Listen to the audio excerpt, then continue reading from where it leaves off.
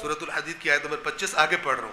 وَأَنزَلْنَا الْحَدِيدَ وہی اللہ جس نے قرآن نازل کیا تھا پھر اس نے لوہا نازل کیا. فرمایا وَأَنزَلْنَا الْحَدِيدَ ہم نے لوہا نازل کیا. فِيهِ بَأْسٌ شَدِيد اس میں بڑی سختی ہے. ٹھیک ہے نا. میں نے دیکھا جو لوہے کا کاروبار کرتے ہیں نا ان کی دکانوں میں یہ آیت اتنی سی نہ پچھلا حصہ ہوتا ہے نہ اس کے بعد والا حصہ ہوتا ہے, صرف یہی لکھا ہوتا ہے. چونکہ نہ پچھلے سے کوئی غرض ہے نہ اگلے حصے سے کوئی غرض ہے, کیونکہ وہ ذمہ داری دینے والے ہیں. بیچ والا لگا ہوا برکت کے لیے دکان میں. جیسے بعض لوگ صبح دکان کھولتے ہیں نا تو وہ جناب تلاوت لگاتے ہیں برکت کے لیے, اس کے بعد پھر قوالی لگاتے ہیں, آہستہ آہستہ اپنی لائن پہ آ جاتے ہیں, پھر گانے شروع کر دیتے ہیں. توجہ فرما رہے ہیں.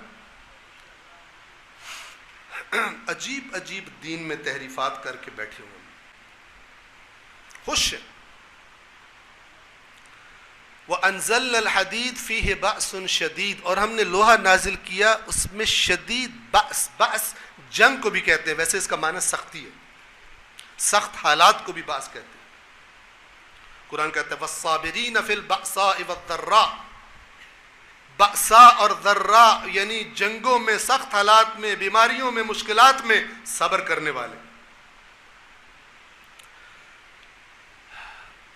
وَأَنزَلْنَا الْحَدِيدَ فِيهِ بَأْسٌ شَدِيد وَمَنَافِعُ لِلنَّاسِ. سوری یہ بھی لکھا ہوتا ہے وَمَنَافِعُ لِلنَّاسِ اور لوگوں کے لیے بڑے منافع ہیں لوہے میں. اگلا نہیں لکھا ہوتا. اور وہ کیا ہے وَلِيَعْلَمَ اللَّهُ اور اس لیے لوہا بنایا ہے, اللہ نے نازل کیا ہے تاکہ اللہ جان لے من ینصرہ ورسلہ بالغیب کہ کون غیب پر ایمان رکھتے ہوئے اس لوہے کے ذریعے اللہ اور اس کے رسولوں کی مدد کرتا ہے.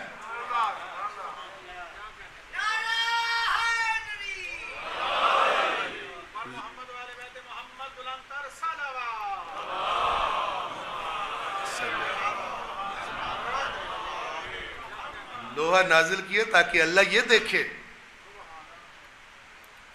اور فائدے بھی لو, لیکن لوہا میں نے اس لیے نازل کیا ہے کیونکہ اسلحے لوہے سے بنتے تھے اس زمانے میں بھی اور آج بھی.